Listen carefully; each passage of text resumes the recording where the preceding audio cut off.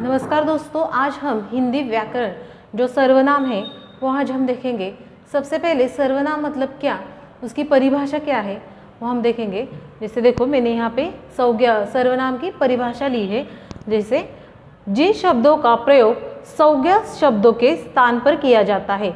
अभी देखो, संज्ञा मतलब क्या, किसी व्यक्ति, वस्तु या फिर प्राणी, पशु के नामों को हम संज्ञा कहते हैं।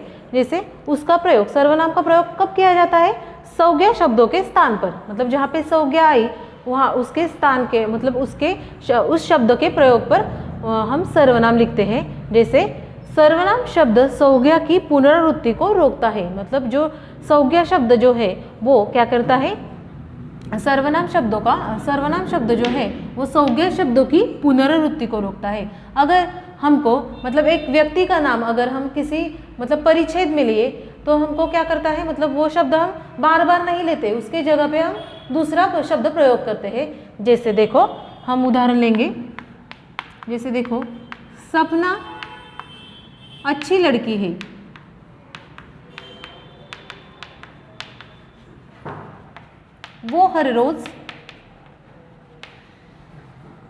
वो रोज पाठशाला जाती है।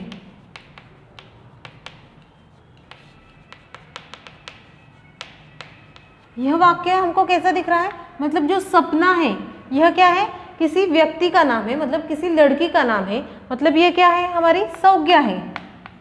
और इसके वजह मतलब इसके बदले में हमने क्या किया है, दूसरा वाक्य लिया है। जैसे देखो, वो रोज पाठशाला जाती है। यहाँ पे मैंने सपना लेना चाहिए था, परंतु मैंने क्या किया है, उसके जगह पे मैंने वो लिया है।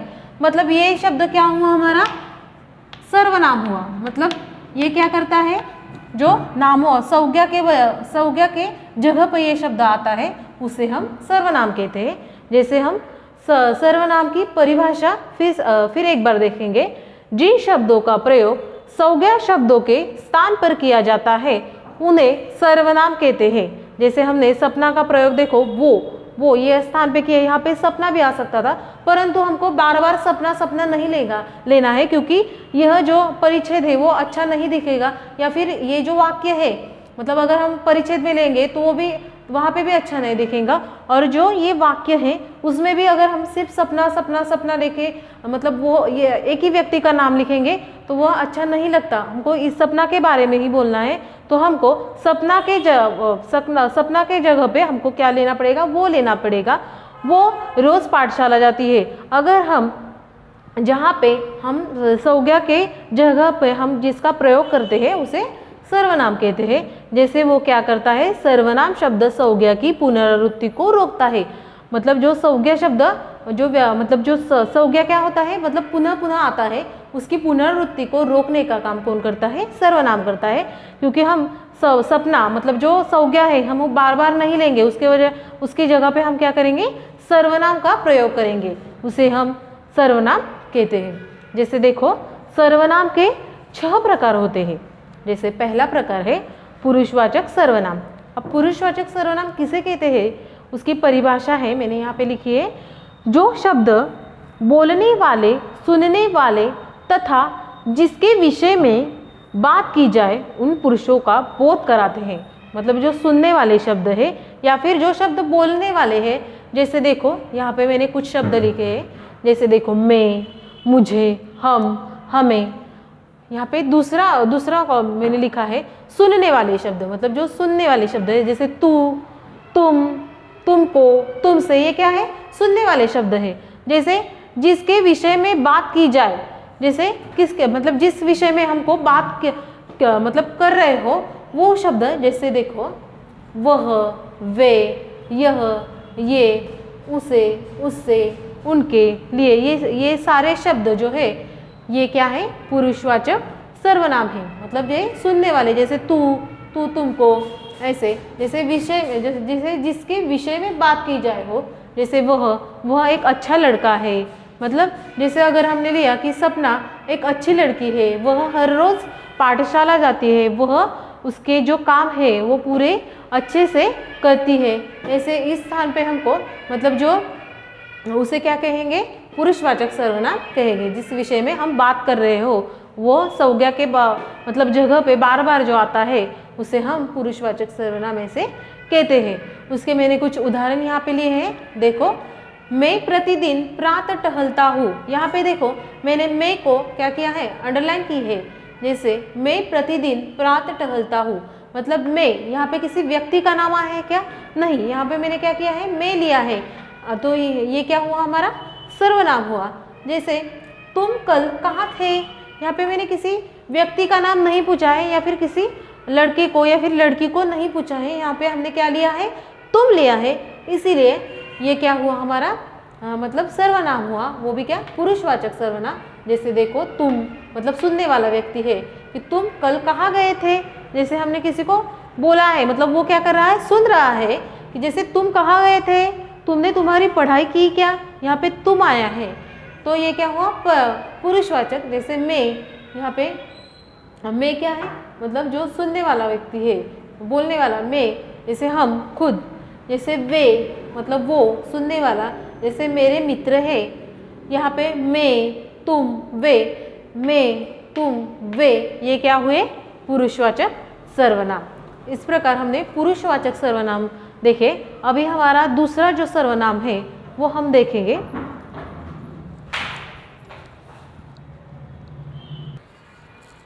उसके बाद में है दूसरा निश्चयवाचक सर्वनाम। भी निश्चयवाचक सर्वनाम किसे कहते हैं कि जिस शब्द से किसी निश्चित व्यक्ति का बोध हो, यहाँ पे क्या, किसी निश्चित व्यक्ति का बोध हो, उसे हम क्या कहेंगे, निश्चयवाचक सर्वनाम।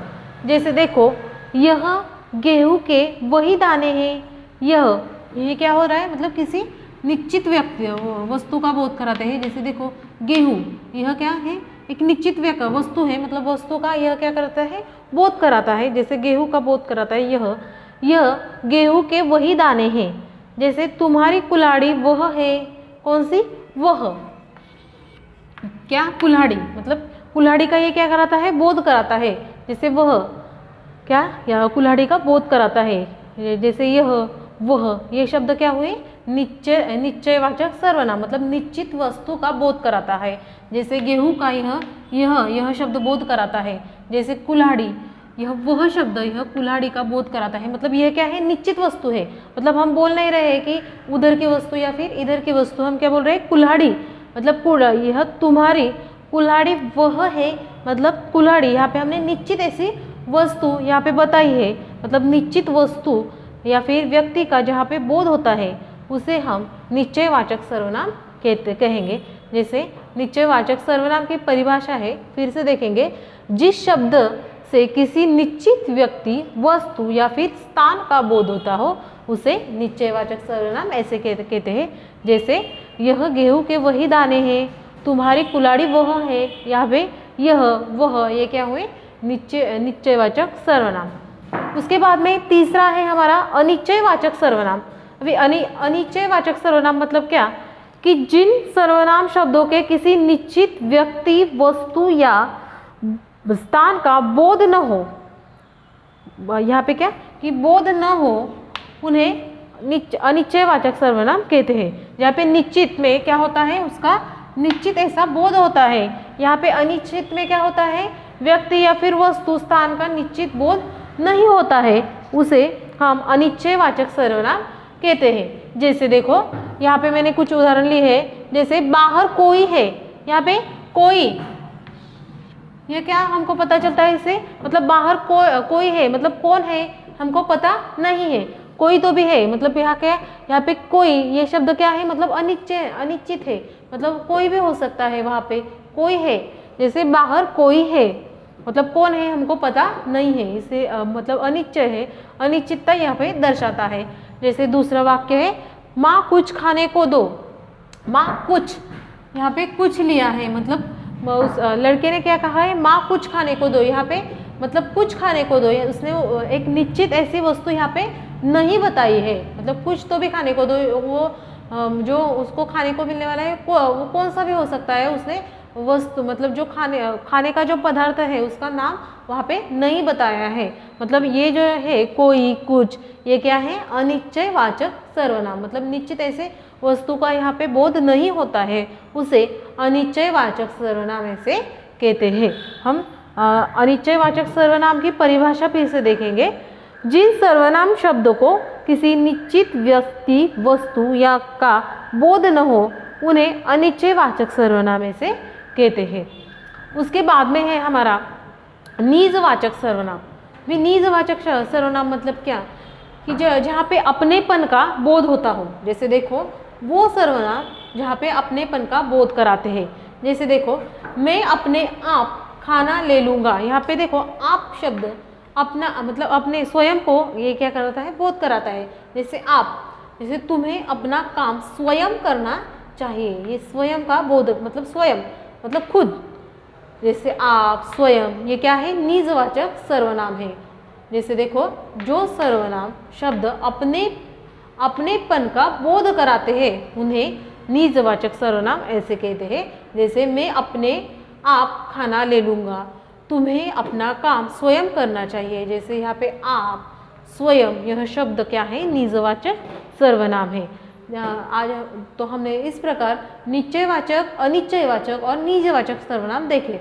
निश्चयवाचक और अनिश्चयवाचक में इतना मतलब वो दोनों जैसे एक जैसे होते हैं। सिर्फ निश्चय में क्या होता है, निश्चित वस्तु का बोध कराते हैं, और अनिश्चय में क्या होता है, निश्चित वस्तु का बोध नहीं होता है। यहाँ पे अ मतलब क्या कि नहीं होना, इसे हम अनिश्चयवाचक कहते हैं। और उसके बाद में है निजवाचक सर्वनाम, मतलब क्या कि वो क्या करता है, अपनेपन का बोध कराते हैं, उसे निजवाचक सर्वनाम कहते हैं। जैसे स्वयं, आप, खुद, ये सब क्या है, निजवाचक सर्वनाम है। उसके बाद में हम देखेंगे हमारा प्रश्नवाचक सर्वनाम।